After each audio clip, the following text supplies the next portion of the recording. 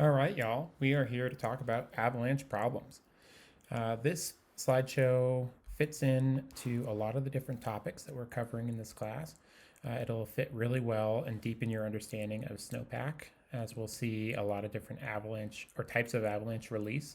It'll also fit in to some of the online learning that you're doing in the ARI 1 pre-course work.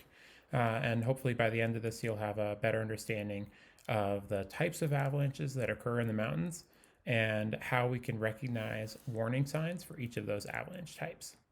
Okay, we're going to jump right in. So there are 9 different types of avalanches that occur in the mountains, and they're classified using these infographics. These infographics are going to be pretty common throughout any avalanche center that you go to throughout the US and Canada, and even into Europe as well. You'll see some version of this. And one just quick note here is that the GNFAC, the Gallatin National Forest Avalanche Center, chooses not to use these icons, and they choose to do a text summary instead for a specific purpose. They do that on purpose to allow folks to really delve into the avalanche forecast. But we'll be doing a little bit of exercise in our classroom session to identify which avalanche problem they're writing about. So they can be very helpful tools, and we'll get into them here. So we have 2 main types of avalanches. We have loose snow avalanches and we have slab avalanches, and then we'll get into each of the types here. So we're going to start with our loose snow avalanches. Loose snow avalanches are generally unconsolidated snow, so they're surface snow that is not holding together, right? So it's going to start at a single point here, as you see in the photo, and form out into fan shape. And these can be small, like we're seeing in this image, or they can be quite large, as we'll see in one of the subsequent videos. The main takeaway is that they're generally smaller, and they are unconsolidated snow, so the whole slope is not releasing. It's starting from a point and training snow from there. We have 2 different types of loose snow avalanches: loose dry and loose wet, judging by how much water is in the snowpack due to warming. Our dry loose avalanche problem, generally caused by a large amount of snowfall in a short amount of time. And this is kind of our powder skiing conditions. You've seen dry loose avalanches in any ski or snowboard video, if you've ever seen one of those. And some warning signs is that skiing is hard. So generally, like, quite a bit of work to skin through this type of snow that's going to cause a dry loose avalanche. And this is our good cold smoke powder, Utah powder skiing. And then sloughing is a term that's just analogous or synonymous to a loose snow avalanche. So anytime you hear or see a slough, that's the same thing as a dry loose avalanche.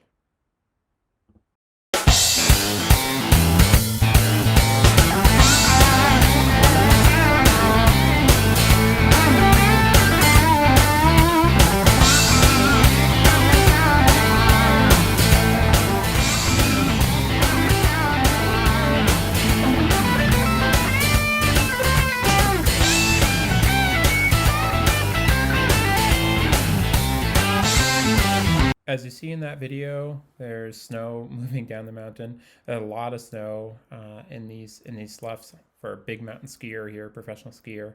And the only way that the skier is avoiding getting caught in one of these sloughs or one of the loose dry avalanches is by very careful route selection, by staying on that spine in the middle of the video. So obviously a technique that it takes lots of practice, and sloughs can for sure be dangerous. They can knock you off your feet or bring you into terrain like over cliffs or into trees. So generally they are not considered our most dangerous avalanche type, but they can for sure be dangerous.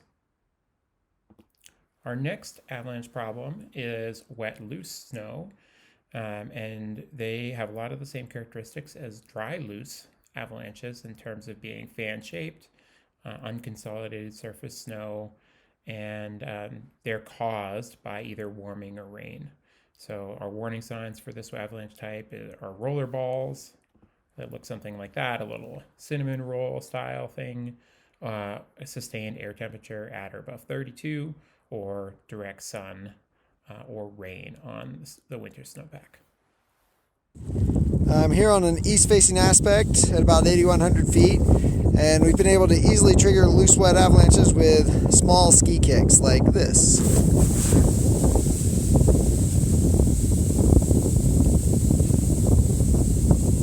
As you saw in that video, this skier was intentionally triggering loose, wet avalanches by just kicking, starting off a little bit of that surface snow moving, and it entrained other wet snow as it moves down the slope.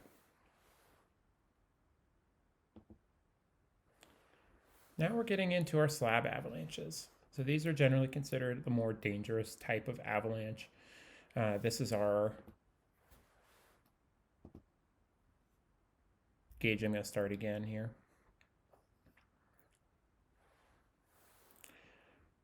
Next, we're getting into our slab avalanche problem. This is generally considered a more dangerous type of avalanche because it's going to be a large cohesive block of snow moving at once, and potentially an entire slope or a larger area moving all at once, as opposed to surface snow that's lacking cohesion. So here we're worried about a slab of snow moving down the slope. And this is where we talk about our Oreo cookie. So we have a slab, a weak layer, and a bed surface or sliding surface. There's 5 main different types of slab avalanches, and we'll talk about each of these 5. First, we'll discuss the commonalities. Every slab avalanche is going to look a little different based on the size and on the terrain, but they're all going to share these common features. They're going to share a crown, an identifiable crown. They're going to share 2 flanks, a bed surface or sliding surface, and then a German word that's stock wall. That's where the debris starts piling up, and you can start seeing the debris pile down below, debris or deposit. So here we see our slab, our weak layer, and our sliding surface, and it's our Oreo cookie. That's a great mental image for our slab avalanche problem.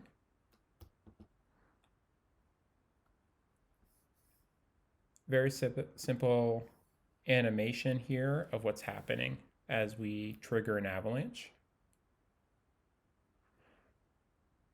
Our weight, or a weight of a skier, rider, snowmobiler, or even additional snow load is going to overlie and overwhelm that weak layer and allow that slab to collapse and then glide down the slope. Obviously, this relies on our slope being steep enough for that avalanche, for that snow to move.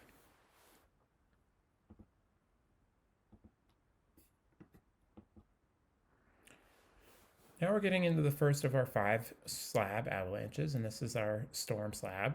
And this is something that generally comes in with a new storm that doesn't have much wind. So you might see these storm slabs on every aspect of the landscape rather than just specific aspects. And its cause is new snow, and that new snow needs to be consolidated for it to be a slab. Our warning signs are recent avalanches in this steep sheltered terrain, snow breaking in a slab on our test slopes or in a pit, and then easier skinning. And so that's going to be a big difference between our loose snow avalanche problem and our slab avalanche problem. When that starts to become easier as we move through and are skinning, it's one sign that tells us that there's a stiffer slab that's beginning to form rather than just pow.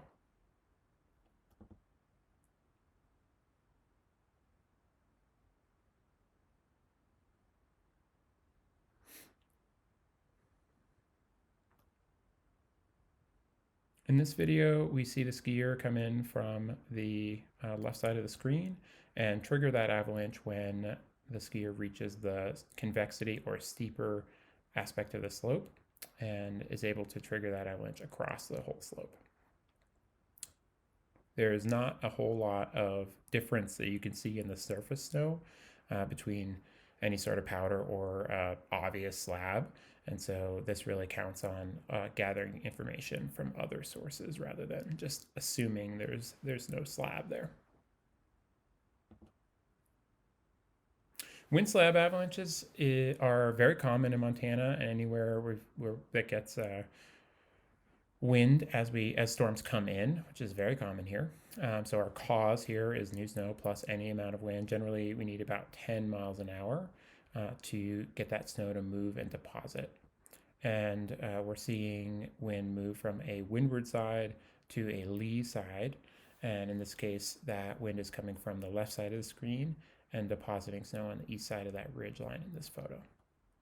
Warning signs, we're going to see that wind transport. We may see a little bit of a textured surface on the snow, and we're going to see a little bit more snow, wind deposited snow, in those lee aspects or cross-loaded features. Anytime the wind's moving across the slope, we might see a deposit in small gullies there as well. And then finally, with our cornices.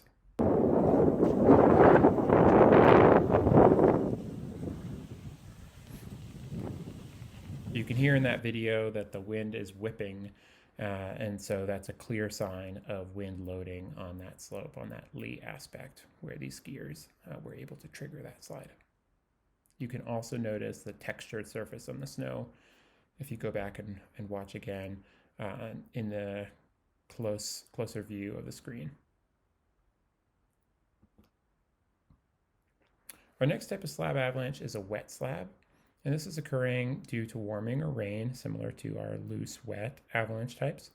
And our warning signs, similarly, are roller balls, prolonged air temps at or above 32 degrees Fahrenheit, or can be caused by that direct sun, rain. And then finally, loose, wet slides are a great warning sign of a wet slab avalanche, because we already know, we can tell by those loose, wet slides that there's water percolating into the snowpack. So that would be a great time to get out of the terrain.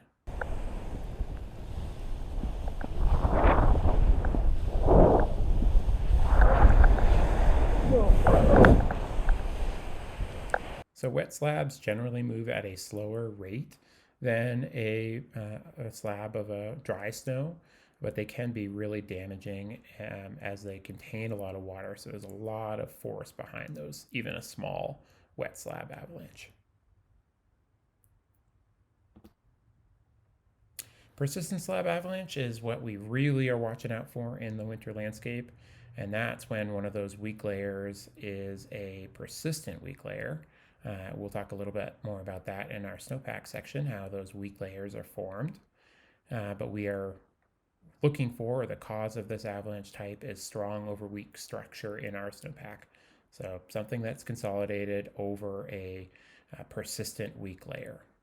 Our warning signs, we get a lot of information. Our primary point of information for this avalanche type is the advisory or the avalanche forecast. We also keep an eye on recent avalanches on similar slopes for elevation or aspect. And finally, we've got a bunch of different information that we can gather in the field, either our digging in our snow pits. As we skin through, we can see shooting cracks in the snow in the slab that's overlying that weak layer, or we could even hear collapsing or womphing, which is an onomatopoeia for just that collapse of the weak layer from our rider weight.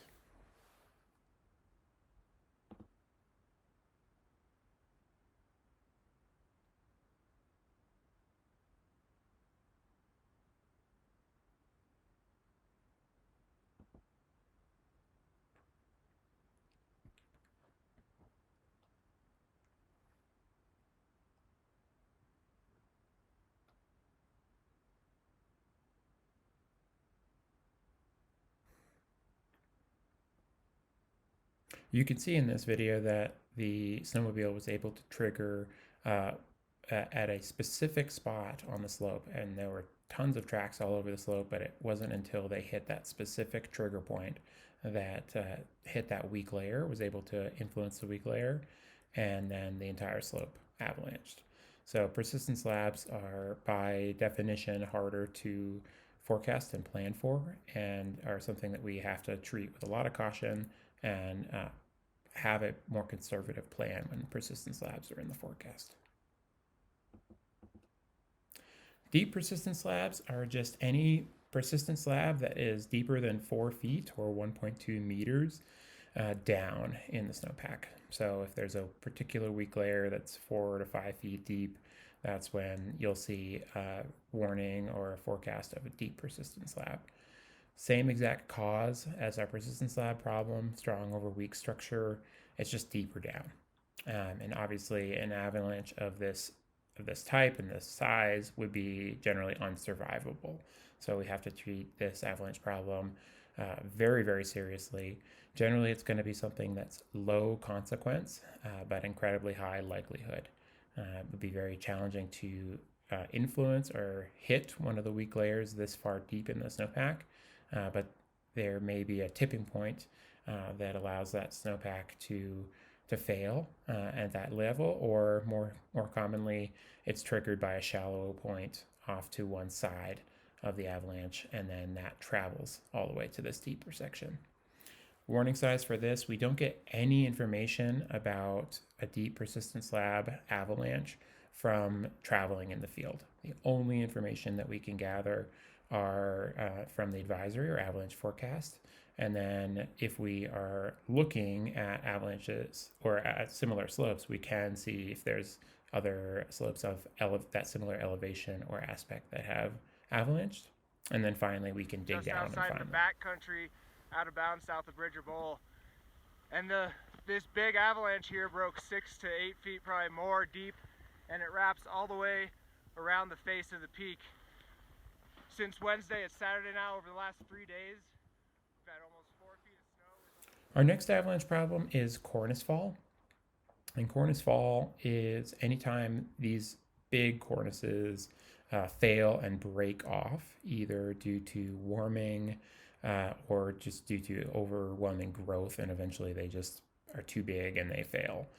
So our general cause here is wind plus new snow, but also can happen in the spring as things warm up.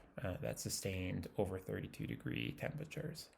Our warning signs here is when that cornice is growing and or drooping. The tip of the cornice can start drooping, and that's a sign that it's more likely to fail. And then anytime we're seeing those weather factors of new snow and wind, that cornice we know is building and we want to avoid it. Generally, we want to try and never hang out under cornices and minimize our exposure to the cornice fall hazard because it is something that's fairly hard to predict when that cornice is going to fall. So we want to minimize our time in that environment.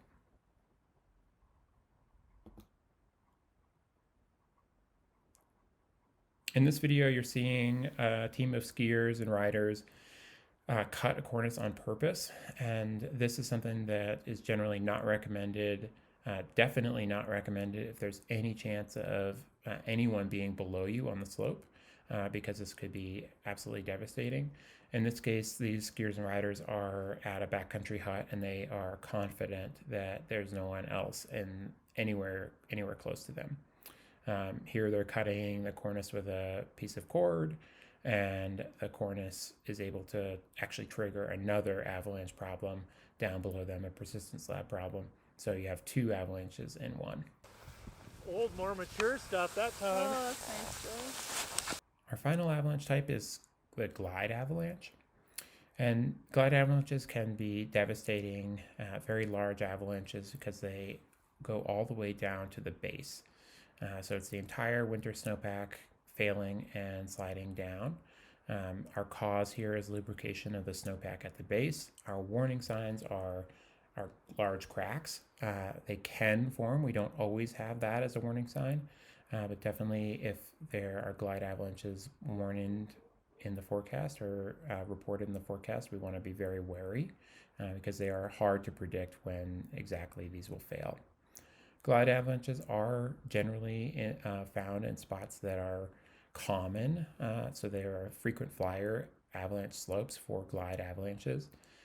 General areas that we find glide avalanches are in areas that have geothermal activity, where that heat is actually melting the snow at the surface and lubricating the snow. We also have it in areas such as Glacier National Park, where it's really rocky terrain where the snow is sitting, and other areas as well. So just keep your eyes peeled to the local avalanche forecast to learn more about the prevalence of glide avalanches in your area. These are not generally a problem in southwest Montana.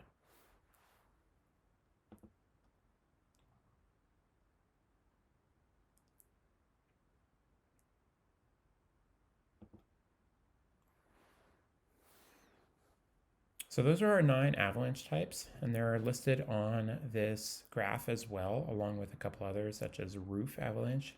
Generally not something we're worried about in the mountains, but it is something that we worry about in town.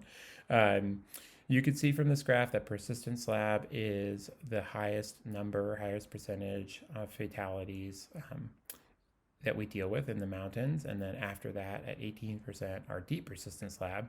So those two together account for almost 75% of all avalanche fatalities.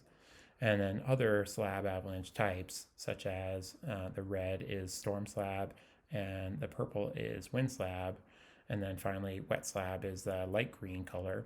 Those account for most of our other avalanche fatalities. So slab avalanches are definitely the avalanche type that we worry about the most. And of those, our persistent slab and our deep persistent slab are the heavy hitters and ones that we want to give the most caution around when we see those in the forecast. In summary, we have our forecast that communicates the nature of our unstable snow through these 9 avalanche problem types. Generally, you're going to see those in forecasts around the US and Canada. In Montana, we're seeing a narrative form of these same 9 avalanche problems, and they may use those names as well.